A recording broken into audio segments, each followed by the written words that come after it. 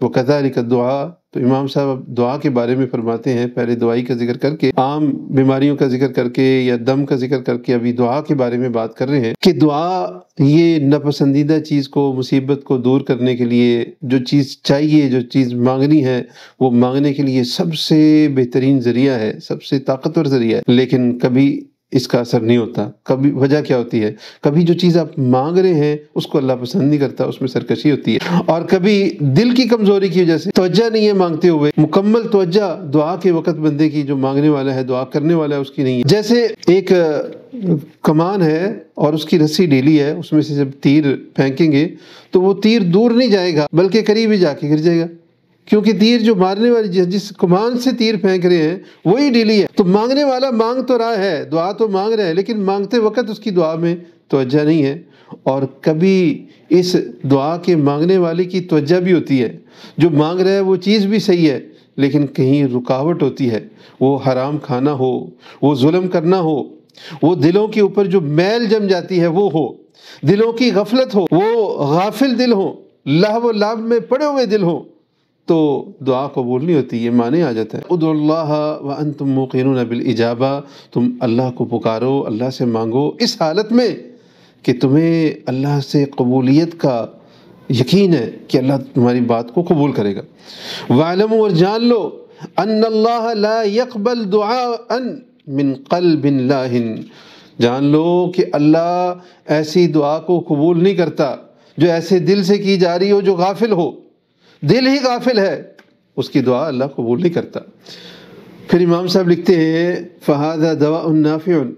یہ بڑی نافع دعا ہے، یعنی دعا کرنا یہ بڑی نفع والی، فائدے والی دوائی ہے جس سے بیماری چلی جاتی ہے، لیکن جو غافل دل ہے، غافل دل اس دعا کو اس کے اثر سے روک دیتا ہے اور اس کی قوت بھی چلی جاتی ہے، دل کی غفلت اس کو دور کرنا چاہیے۔ وَكَذَلِكَ أَكْلُ الْحَرَامِ، اب امام صاحب دعا کی قبولیت میں ایک اور جو بڑا سبب ہے اس کی مزید وضاحت کرتے ہیں کہ حرام کا کھانا جو ہے یبطل قوتہ، وہ اس کی قوت کو ختم کر دیتا ہے اور دعا کو کمزور کر دیتا ہے، جیسا کہ صحیح مسلم کی حدیث ہے، ابو ہریرہ رضی اللہ عنہ اس کے راوی ہیں، وہ کہتے ہیں کہ رسول اللہ صلی اللہ علیہ وسلم نے ارشاد فرمایا، ایھا الناس، اے لوگو، ان اللہ طیب، اللہ پاک ہے، لا یقبل الا طیبا، اللہ صرف پاک کو ہی قبول کرتا ہے، اللہ پاکیزہ کو قبول کرتا ہے، اللہ خود بھی پاک ہے۔ وَإِنَّ اللَّهَ، نبی علیہ السلام نے پھر قرآن مجید کے آگے آیات تلاوت کی، فرمایا وَإِنَّ اللَّهَ أَمَرَ الْمُؤْمِنِينَ وَإِنَّ اللَّهَ أَمَرَ الْمُؤْمِنِينَ بِمَا أَمَرَ بِهِ الْمُرْسَلِينَ، اللہ تعالیٰ نے مومنوں کو اسی بات کا حکم دیا جس بات کا اللہ نے رسولوں کو حکم دیا، اور وہ کیا حکم دیا؟ سورہ المؤمنون کی آیت نمبر 51 ہے، اللہ تعالیٰ فرماتے ہیں یا ایھا الرسل کلوا من الطیبات واعملوا صالحا انی بما تعملون علیم، اے رسولو کھاؤ، کس چیز کو کھاؤ؟ پاکیزہ چیزوں کو کھاؤ، واعملوا صالحا، اور نیک عمل کرو،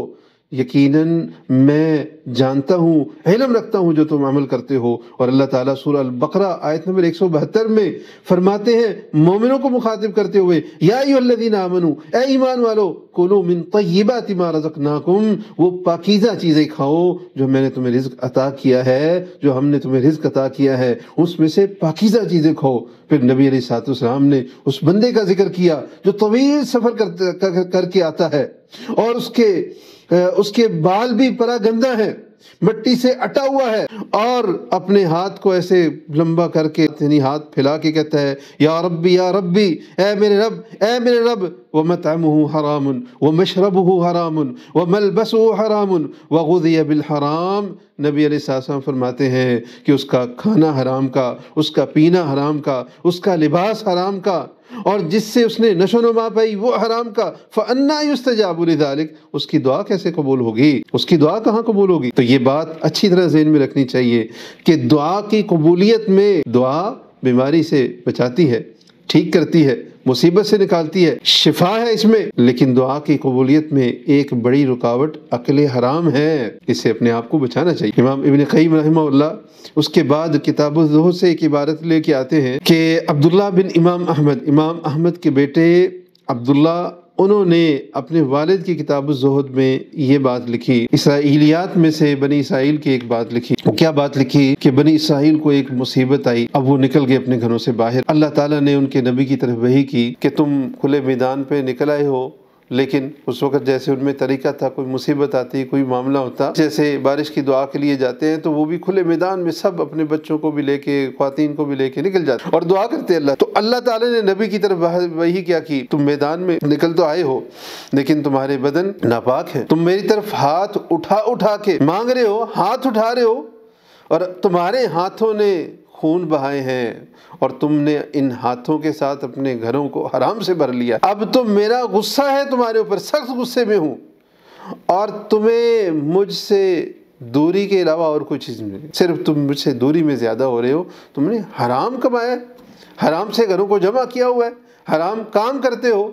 تو دعا بندہ مانگتا ہے لیکن کام اس کے حرام ہے، کھانا پینا اس کا حرام ہے، تو وہ دعا اس کی قبول نہیں ہوتی۔ یہاں پہ ایک بات یہ بھی ہمیں ذہن میں رکھنی چاہیے کہ یہ اسرائیلیات جو آتی ہیں، کئی دفعہ سنتے ہوں گے آپ، یعنی بنی اسرائیل کے واقعات، اس میں سے کچھ واقعات تو ایسے ہیں جیسے قرآن مجید میں بیان ہوئے یا نبی علیہ السلام نے بنی اسرائیل کے کوئی واقعات بیان کیے، وہ تو ٹھیک ہیں، صحیح ہیں، لیکن اس کے علاوہ جن کی کوئی سند نہیں ہے، بس جیسے سنی سنائی باتیں ہوتی ہیں، اس کو علماء ذکر کرتے ہیں۔ بعض اوقات اس میں ایسی باتیں ہوتی ہیں جو صریحتاً قرآن و حدیث کے یا ہمارے دین کے خلاف ہوتی ہیں، ان کو تو ہم بالکل قبول نہیں کرتے۔ بعض باتیں ایسی ہوتی ہیں کہ جن میں شریعت سے تائید ملتی ہے تو ہم ان کو جو ہے وہ ذکر کرتے ہیں۔ بعض اوقات ایسی باتیں ہوتی ہیں جن کی نہ تردید ہوتی ہے نہ تائید ہوتی ہے، صرف ایک جو ہے وہ سمجھنے کی حد تک ہم اس بات کو لے لیتے ہیں۔ امام ابن قیم رحمہ اللہ اس کے بعد دعا کے بارے میں کہ دعا کی جو قبولیت میں رکاوٹیں ہیں اس کو ذکر کرتے ہوئے ایک بات سیدنا ابو ذر غفاری رضی اللہ عنہ کا قول ذکر کرتے ہیں۔ وہ کیا کہتے ہیں؟ وہ کہتے ہیں یکفی من الدعاء مع البر، نیکی کے ساتھ جو بندہ دعا کرتا ہے، تھوڑی سی بھی دعا کرتا ہے لیکن ساتھ میں نیکی ہے،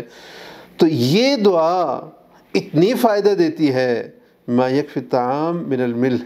جیسے تھوڑا سا نمک پورے اتنے زیادہ کھانے کو فائدہ دے جاتا ہے، ایسے تھوڑی سی دعا ہو لیکن نیکی سے کے ساتھ کی گئی ہو، اس دعا کا ایسا فائدہ ہوتا ہے۔ انشاءاللہ اگلی مجلس میں ملیں گے۔ دعا کہاں کا فائدہ دیتی ہے، کہاں کہاں دعا کے ذریعے بندہ بچ جاتا ہے، مصیبتوں سے بچ جاتا ہے، اللہ کی نافرمانیوں سے بچ جاتا ہے، اور کئی اس بارے میں چیزیں انشاءاللہ پھر پڑھیں گے۔ اللہ تعالی ہمیں دین کو سمجھ کے اس کے اوپر عمل کرنے کی توفیق عطا فرمائے۔